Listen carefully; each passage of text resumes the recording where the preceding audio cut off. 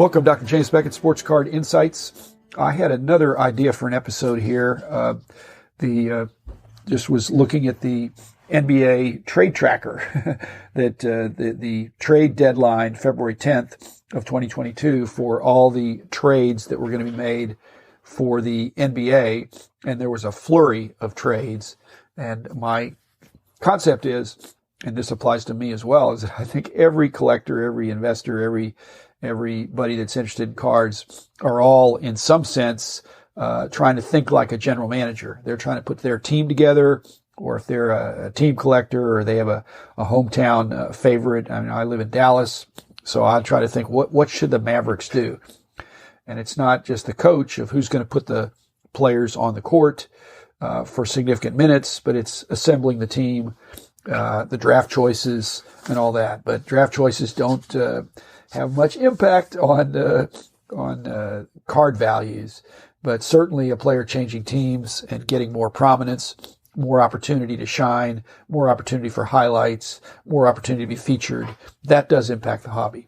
So again, thanks sponsors, Beckett Media, Beckett Grading, Beckett Authentication, ComC.com, Burbank Sports Cards, Mike Stadium Sports Cards, Heritage Auctions, Hugs and Scott Auctions, Panini, Upper Deck, and Topps.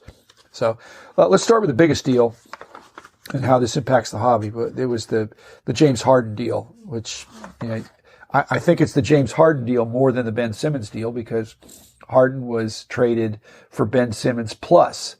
And I think Ben Simmons has a future.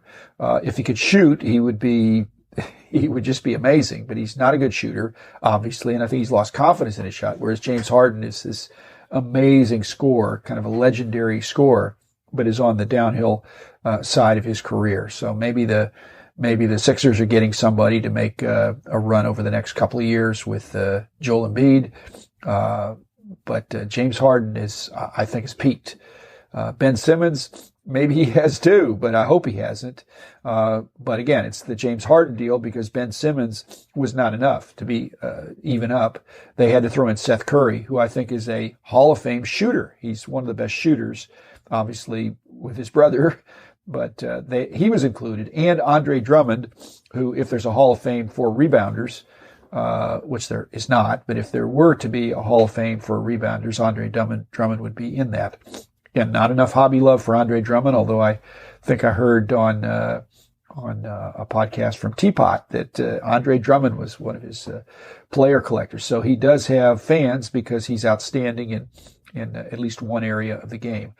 But then the Nets also got a couple of first-round picks from Philadelphia, who had been stockpiling them. So I think the Nets are big winners, if not this year. I think even potentially this year. I think this year they were having problems, and they weren't getting it done with what they had. So, and it may be that they've just picked up trade pieces, but I like the Nets position, and I think we'll see what happens. Okay, the next one, not near and dear to my heart, but the Kristaps Porzingis trade. And again, he's the headliner here. Sports Card Insights, this doesn't apply to card values, but maybe is when he played, Porzingis was 20 points a game, a steady, not a steady because he'd have higher and lower, but he averaged out 20 points a game. But if you're only playing 60% of the games, then you're really averaging 12 points a game for the games, because 40% of games you're not there. So Porzingis goes to the Wizards for Spencer Dinwiddie and Davis Bertans, and I just think it's the Mavs giving up on Porzingis. The hobby interest, I think Dinwiddie and Bertans, if they do well in Dallas, but they're not, their hobby also rans.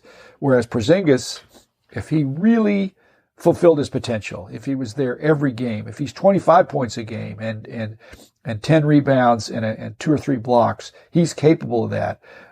He could really take off as a hobby, and that would be really frustrating for anybody from Dallas or New York, thinking that Porzingis is finally going to fulfill his potential. I think he's only 25 or 26 years old. Okay, the next one was the Derek White trade from the Spurs to the Celtics for Josh Richardson, among others. But Josh Richardson was supposed to be the a big ad for the Mavericks, and it didn't really come together. But same deal. They in getting Derek White, the Celtics had to give up, and Romeo Langford and a couple of first round picks, or at least pick swaps, or protected. But the Celtics have a lot of picks, and the Spurs are rebuilding. Daniel Theis going back to the Celtics. I've never thought he was a great player. I thought he was a good team player, but the Celtics got him back. He sets great picks. I think he's a great rebounder, but didn't think he was worth. What the Rockets get? Well, the Rockets need a lot of help. They got Dennis Schroeder, who I think is a player, but he's not a hobby guy. Enes Kanter Freedom. I think there's a play there for Enes Kanter, as he's politically more outspoken from his Turkish background and anti-China position. This may position him to be to have a little more media attention. So, and he could play. At least he could play on the offensive side. And then Bruno Fernando, probably not a huge factor there. And then the next one is the Serge Ibaka.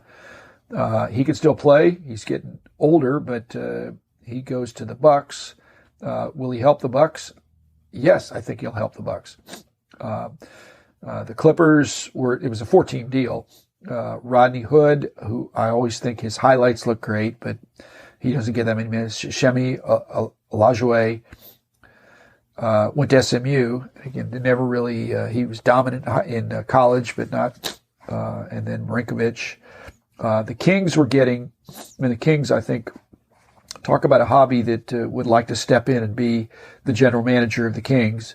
They pick up Dante Divacenzo, who I think has been, had a great NCAA run and has shown flashes. But I don't think he's going to be an all-star. Josh Jackson, same thing.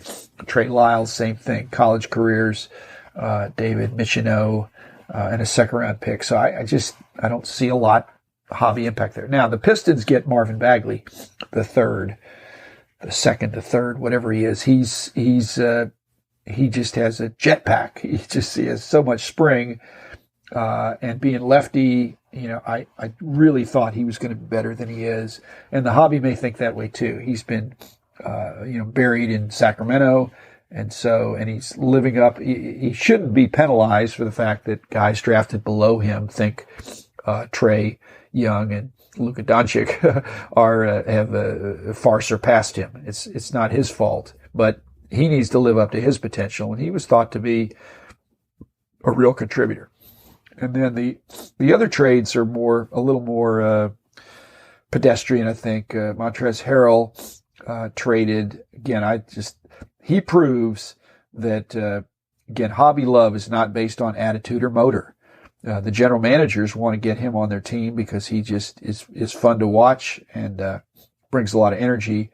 But at the end of the day, he's not going to have a lot of hobby love. Hobby love, you want to be in the highlights. You want to be in the highlights. Torian Craig, Aaron Holiday. Again, when I see that the Suns deal for Aaron Holiday, I think, wait, is that Giroux? Is that Justin? No, it's Aaron. So the Suns are making a run for it, and one holiday, all the holidays are probably pretty good. Thaddeus Young for Goran Dragic, plus a little bit more on each side. Really had hopes that the Mavericks would get Dragic to pair off with Luka as a lefty point guard, two guard guy that can create. Not going to happen apparently. So the Spurs got him, so the Mavs will get to see him a few times a year. And then lastly, a couple of deals with Bol, who had that 1 week of amazing hobby love in the preseason games or the summer league games, whatever they were, is now on the Magic. He was briefly in Boston. And I always think Boston, the storied parquet Celtics floor, that they can take somebody and make them into a real star. And I thought maybe Bol could have that, but he he didn't make that. But Bol, again, like I said, the highlight reel for him, when you're tall and you can shoot, I guess when nobody's guarding you, then that's an amazing situation. The day before the deadline, that Joe Ingles got traded. I'm sentimental. I think the guy that he was kind of a lunch pail working guy that gave it all he had, and was not the most athletic, but certainly found ways to contribute. And I'm disappointed to see. I like it when guys, and I think the hobby likes it too. If somebody stays in the same town. It builds up interest, not just in that town, but other people, because he's identified with that particular city, that franchise, and hopefully. But I think, on the other hand, they just don't think they're going to make the playoffs or the finals or win a championship with a player of that caliber. The Sabonis trade, where Sabonis went to the Kings, which, again, Sacramento is not a place where Sabonis is probably going to get a lot of hobby love as well. In fact, I like the other side of the trade better. Tyrese Halliburton, again, very shocking apparently that they gave up on him. And Buddy Hield, who I think is one hot streak away from being all world, because he certainly will jack the ball up whenever he gets a chance. Tristan Thompson on the back end of his career, but so I think Sabonis may be the best player in the deal, but with what the Pacers got, I'd make that deal if I'm the Pacers. I think Sabonis was eventually going to leave anyway. The CJ McCollum deal going to the Pelicans. The Pelicans could turn it around. I just, if they could ever get everybody healthy, including Zion. But CJ McCollum is a proven scorer. And contributor, and so what the Pelicans gave up, they gave up some draft assets, but they have a bunch of those, and they gave up players that were not probably in their top 5 or 6. And let's see, we got a Karis LeVert deal. Again, I've heard, not even though it was for Ricky Rubio plus draft picks, again, not hobby impact on that. Norman Powell, Robert Covington, traded for Eric Bledsoe, Justice Winslow, Keon Johnson. These are all names from the past that may have been news 5 years ago, but now not.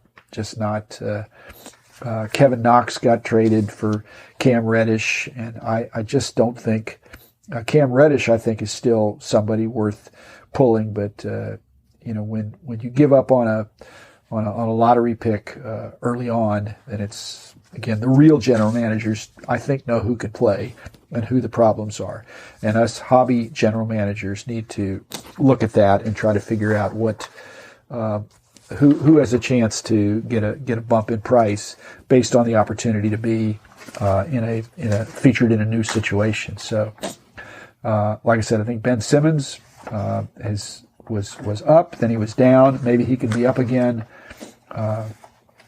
Enes Kanter, I think there's a possibility there as he's having a microphone thrust in front of him. Marvin Bagley, again, I think he's not somebody that, again, I'm so glad that the Mavericks have Luka, but I think Bagley could wind up being a player at some point. And Goran Dragic has some gas left in the tank. And Bol would be a fun flyer to take. Now he's on his 3rd or 4th team. So, at any rate, always fun to be involved in the hobby, and to if you collect new basketball cards, this is that time of year where all bets are off, and we see who really is thought highly of to be traded for or to be traded away. So, thanks everybody. Be back again tomorrow with another episode.